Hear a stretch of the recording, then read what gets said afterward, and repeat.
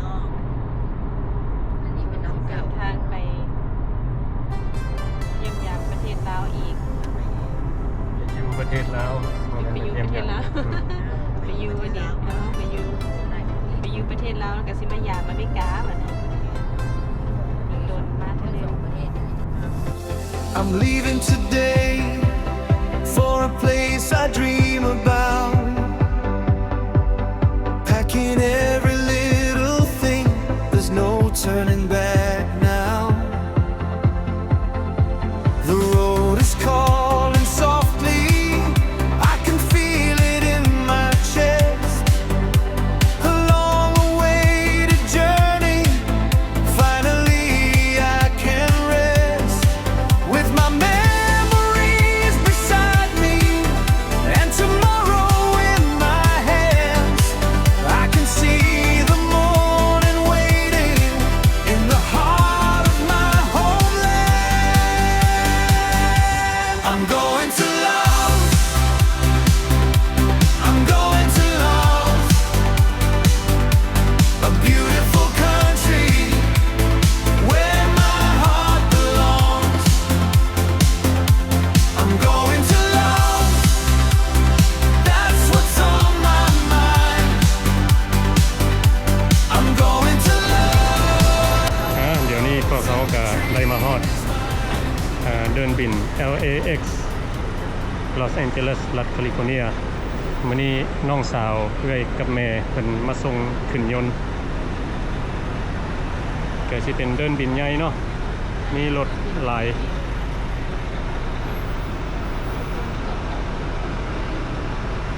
ท่านผู้ใดต้องการใส่ล้อเนาะล้อหนึ่งราคา$8ไปลาวสุดนี้มีเครื่องลายธรรมดาของเฮากับมีแต่ถงพายเนาะแล้วอันนี้เป็นเครื่องฟาดของเพิ่น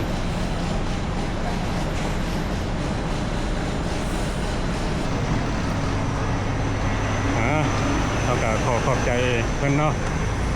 น้องสาวเอื้อยแล้วก็แม่เพิ่นมาส่งอยู่เดินบินลอสแองเจลิส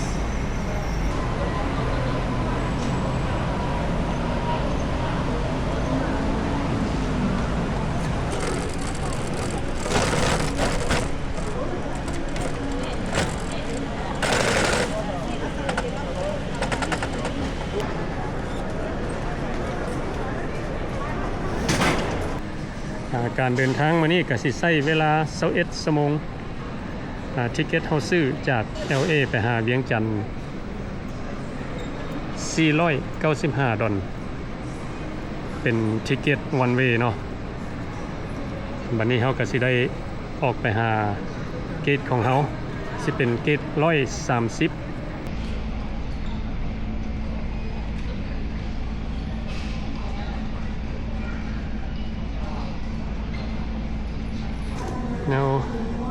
แนวหมุนคออยู่ทางในเนี่ยราคา$20อยู่ทางนอกเขาเห็นเขาเจ้าขายอันนึง$6มื้อนี้เขาก็ได้มาเจอแอปซี่อยู่คนมุกเจ้าหลายอยู่ฟินิกซ์นะ แม่นบ่ผมมาแต่ฟินิกซ์เลยอาริโซ โอ้ นา มาจากฟีนิกซ์แอริโซนาแล้วไอ้เนี่ยมาจากไสเทนเนสซีโอ้แปลว่าออกจากเทนเนสซีหันมาลงอยู่ใส่ชัวซิมาฮอด LA 4 ชั่วโมงครึ่งนะ โอ้เทนเนสซีมาลง LA นี่ 4 ชั่วโมง โอ้ละไอ้ดิออกจาก ส ฟี มอ นิ ง กซ์ เคิงสมองเคิงจากฟินิกซ์มาเลย35 นาที อืม คาดว่าประเทศเดียวกันนะอยู่4 ชั่วโมงครึ่งเหลือ4 ชั่วโมงแต่เทนเนสซีมาได้4 ชั่วโมงครึ่งวันนี้เขาไปจีนหมด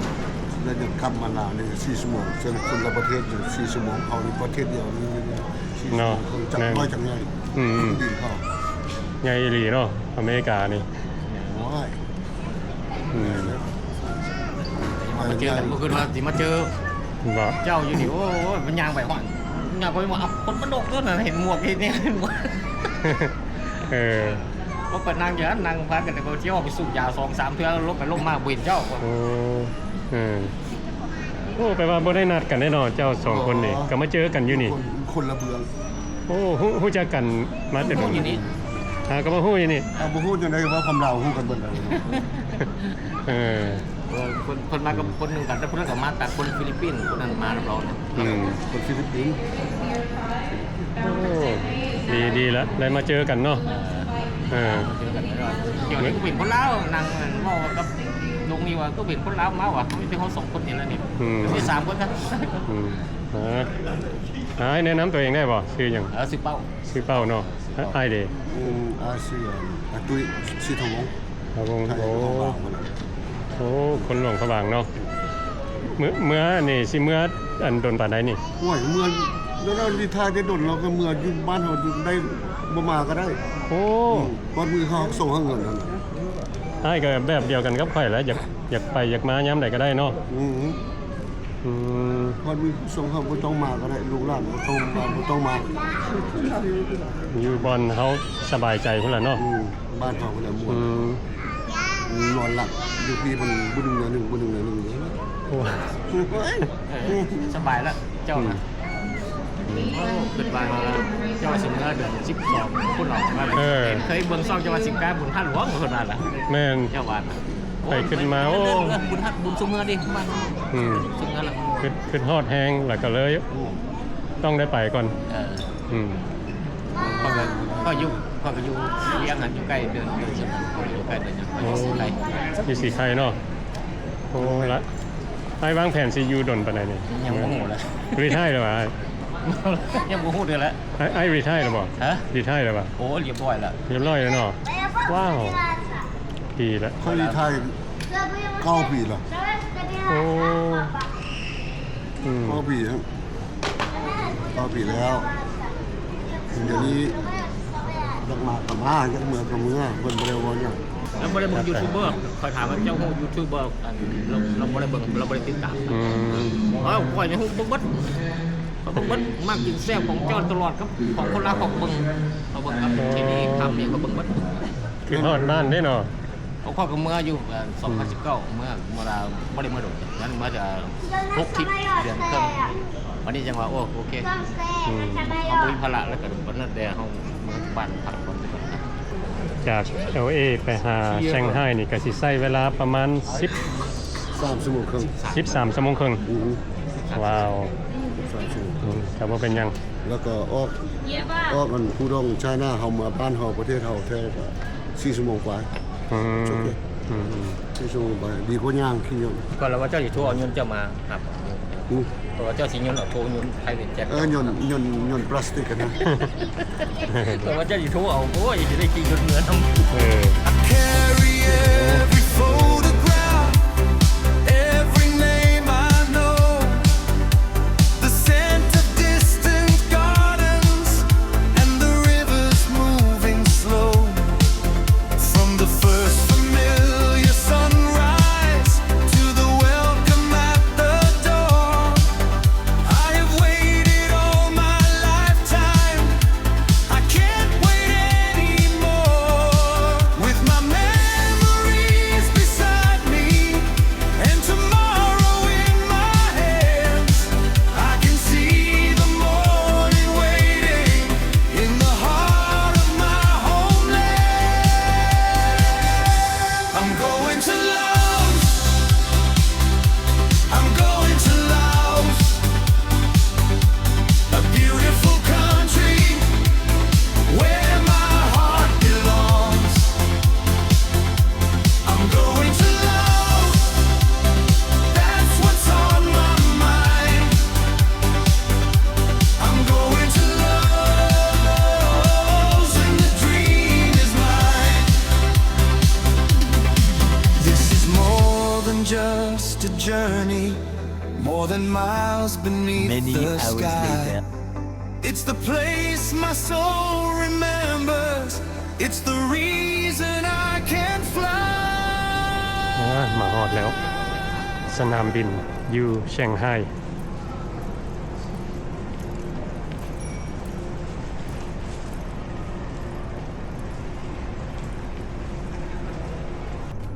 18หยวน18หยวนอยู่ทึกอยู่24หยวนนี่มันทึกอยู่ น้ำส้มครับ $3 กินกาแฟ $3 พูดเราดิกาแฟแล้วคอยมันสื่อให้มันนอนตื่นนอนอีกยังสิเมาไปอีกที่ตรงนี้ บอกแล้วคอฟฟี่ค่อยฮอตเหล้านี่ค่อยก็นอนแล้วค่อย โอ้เอาเบียร์ได้มันเรียกใช่ไหม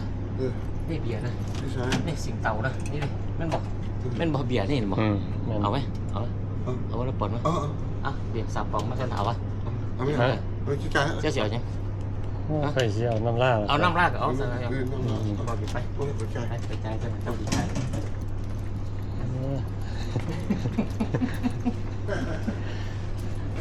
ผู้เบาอเมริกากำลังสิเดินทางเมืองนครหลวงเวียงจันทน์ เราอยู่รัก19เด้อมื้อหน้าอยู่ไปหาเรารัก19แล้วไปอยู่โดดแล้วสิมาอยู่โดดได้อยู่แล้ว รัก19นะโอ้ใกล้ๆเนาะ ก็รัก19ซะอีกนะเอาเงินซ่องเป็นบ่รู้ เห็นกระเป๋าเงินอยู่บ่นะ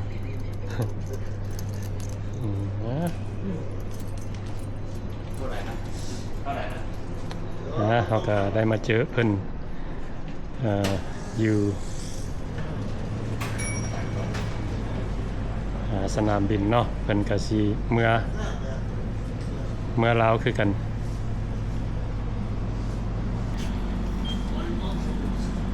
ซ่อมนั่งมองอย่างเขาเลยจัง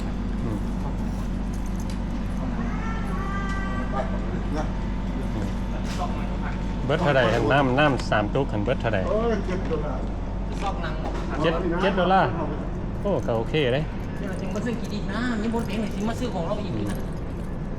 นั่งกินนอนกินนะจังไปนั่งกินนอนกินคนแล้วจึงมาบ้านเรามาโกงพูดมาใจมอนมาขึ้นเราไงแล้วเราจะมอนแล้ววันนี้ลองมาใจสมุดมันขึ้นตัว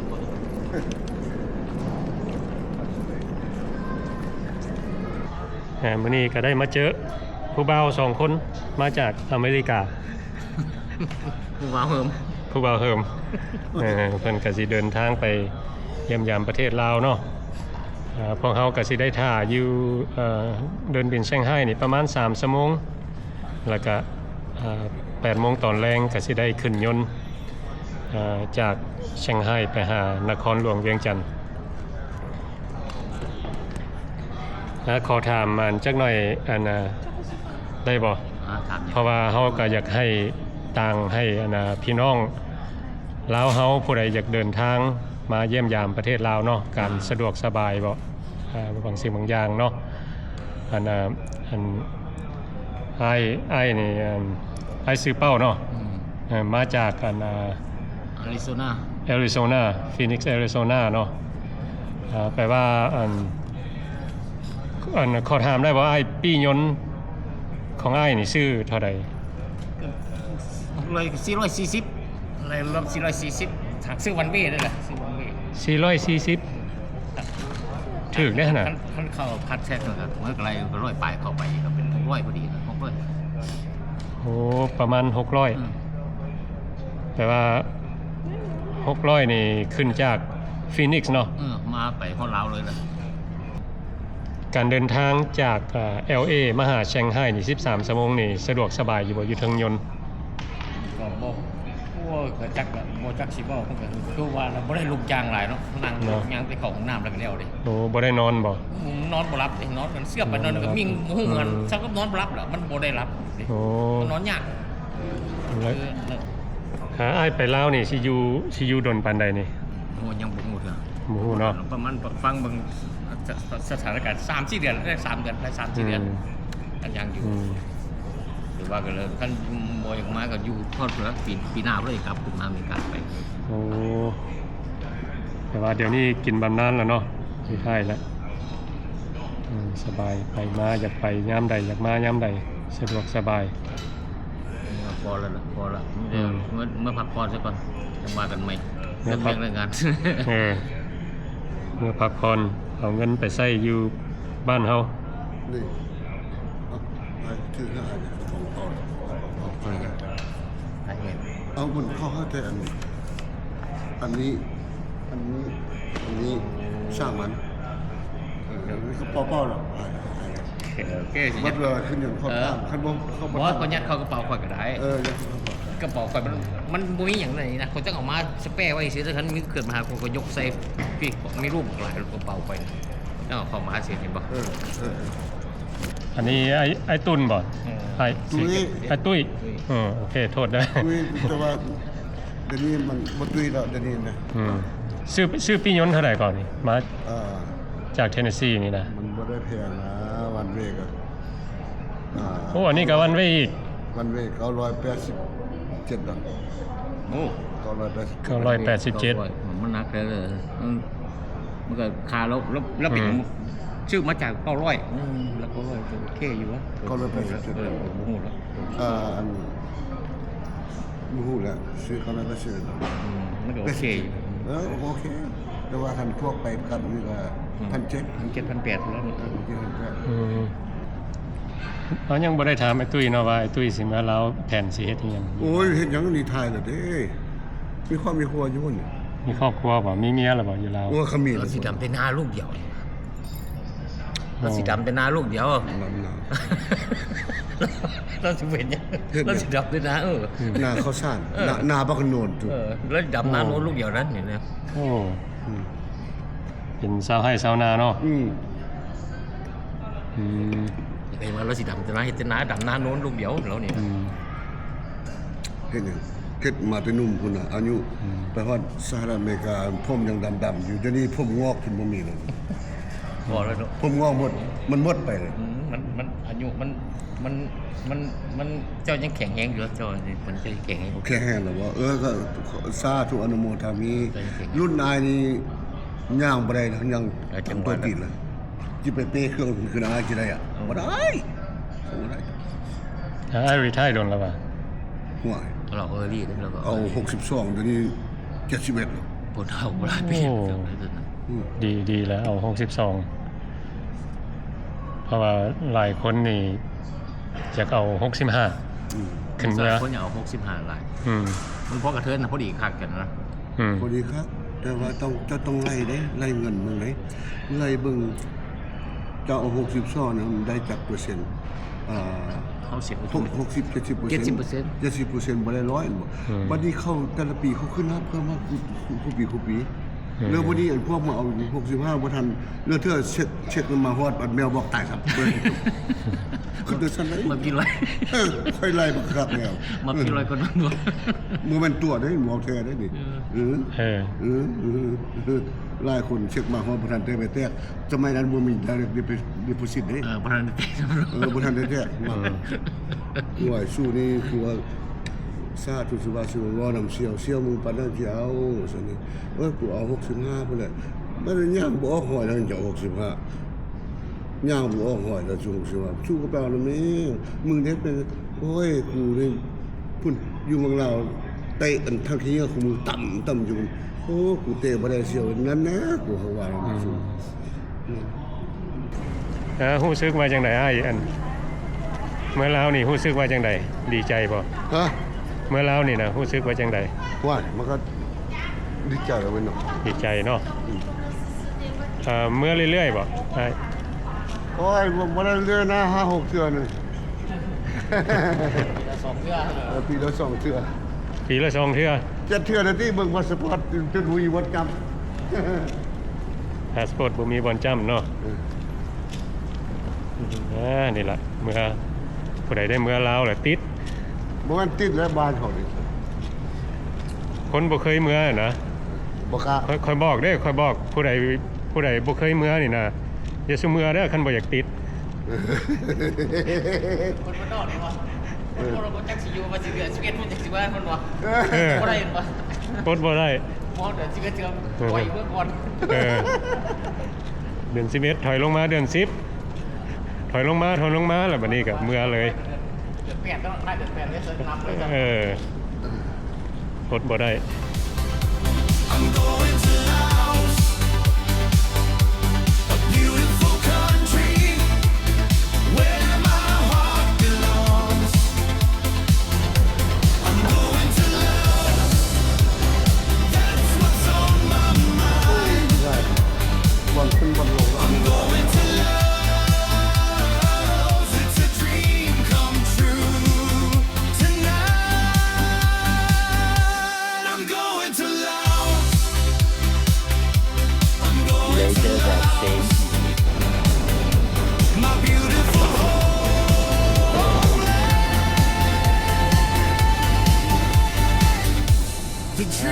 dream is coming true.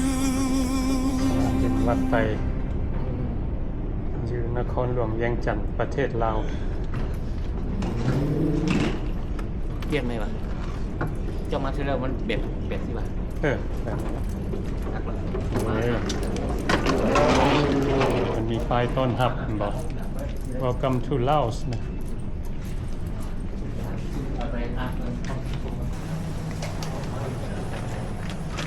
จะได้ไปเปลี่ยนอัน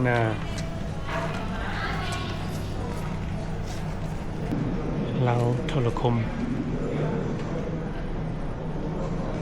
มันก็มีหลายอันเนาะนี่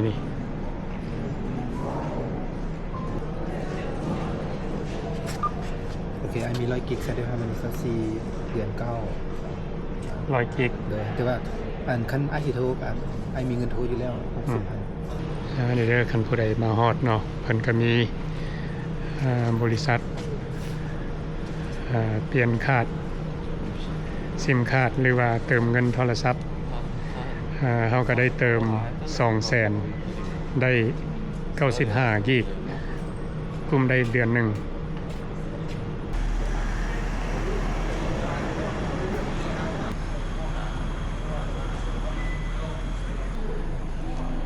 มาฮอดมาถึงแล้วรู้สึกว่าจังใดพวกเขาดีใจเนาะ ดีใจมาเห็นบ้านได้กลับมาบ้านตั้งแต่1919เขาเลยมาตำรวจมาอุ้มมาโดดแล้วในจำการเห็นบ้านโตเสียจังเลยเสียจังเลย ค่อยซีอันเอาแท็กซี่แล้วก็ไปโฮเทล เจ้าแล้วก็แท็กซี่เลย ยังนี่ได้บักในลายนี่ ไป นี่ เที่ยวไปเจ้าของไปส่งว่าเจ้าของคอนเนอร์นะครับจะไปพร้อมกันกันนะครับ โอเคไป รอบเจ้าของใกล้ๆนี้ ไปน้ำค่อยก็ได้ ไปสนามไป ค่อยจะเอาแท็กซี่นี่มีแท็กซี่ลาย พวกข่อยยิงครับหมอที่ไปแล้วไปส่งคนคนเดียว เจ้าก็สิไปน้ำพวกค่อย มีรถชกมาครับ โอ้แล้วมีเนาะ พี่เจอเจ้าของกับตัวเจ้าของไปส่งอยู่ใกล้ๆนี่แล้วก็แล้วผมเงิน ส่งเจ้าแล้วค่อยสิไปโฮเทลค่อยนี่ถ่ายให้พี่น้องในเบิ่งแท็กซี่เพิ่นยืนท่านี่มีลายบ่มีปัญหานะมาบ้านเฮานี่ มีเงินไหมมีเงินไหมผมค่อยเอาไว้ทั้งตัวหนึ่งเอาตัวนี้ไปถึง เท่าไหร่ก็อ้ายเจ้าเสี่ยวนำนี่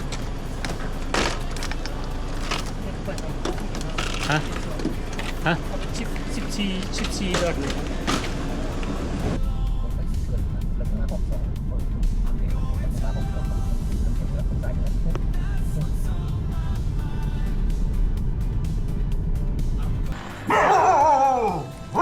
อันนี้ก็สิเป็นบ้านของไอ้เป้าโอ้บ้านงามเนาะไอ้บ้านงามเนาะ ยังไม่ได้หัวมันยังไม่ได้ทำอะไรแล้วมันยังเหลือเป็นหัวแล้ว โอ้หลังใหญ่เว้ย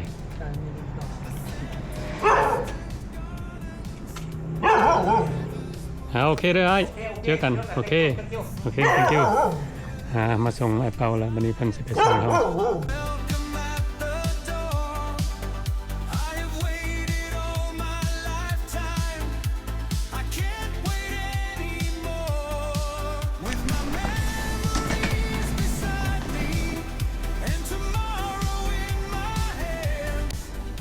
ขึ้นมาถึงห้องของเขาห้องนี้เขาก็ได้จองตอนเขาอยู่อเมริกาเนาะเขาจองไว้ล่วงหน้าคืนหนึ่งราคา$19ห้องก็สะอาดดีเนาะมันแพงหน่อยหนึ่งย้อนว่าห้องนี้มีอาหารเช้ามานำที่มี breakfast included เนาะเพิ่นว่าตอนเช้านี่7:30 หา 9:30 เพิ่นเสิร์ฟ breakfast คันเฮาสิกินวิดีโอนี้ก็สิมีแต่การเดินทางของเฮาจากลอสแองเจลิสมาหาเวียงจันทน์ก็ใช้เวลา21ชั่วโมงปียนต์ของเฮา$494มาสุดนี้ธรรมดาเครื่องเฮาเนาะการเดินทางของเฮามีแต่ธงเดียวเนาะเครื่องใช้เครื่องนุ่งเฮาก็มีแต่เท่านี้เนาะบ่มีลายเข้ามามี3ฮีทเนาะเพราะว่านี่สิเป็นเครื่องฝากของเพิ่นฝากมาให้พี่ให้น้องอยู่ประเทศลาวเฮาก็ได้สิได้ สิได้รักษาไว้ดีๆเนาะเพราะว่าอยู่ในนี่ก็มีเครื่องสำคัญหลายแล้วก็จ้างรถมาโฮเทลเฮาเพิ่นเอานำ300,000เพราะว่าได้ไปส่งไอ้เป้าไปบ้านของเพิ่นอยู่สีไข่เนาะแล้วก็มาส่งเฮาอยู่โฮเทลนี้ก็ไกลเติบเนาะผู้ดีอันน่ะ300,000กีบตกมาประมาณ13-14 นี่แหละโอเคเฮาก็สิขอจบคลิปนี้ไว้ซะนี้ซะก่อนเนาะขอขอบใจเบิดทุกคนที่เข้ามาเบิ่งวิดีโอของเฮา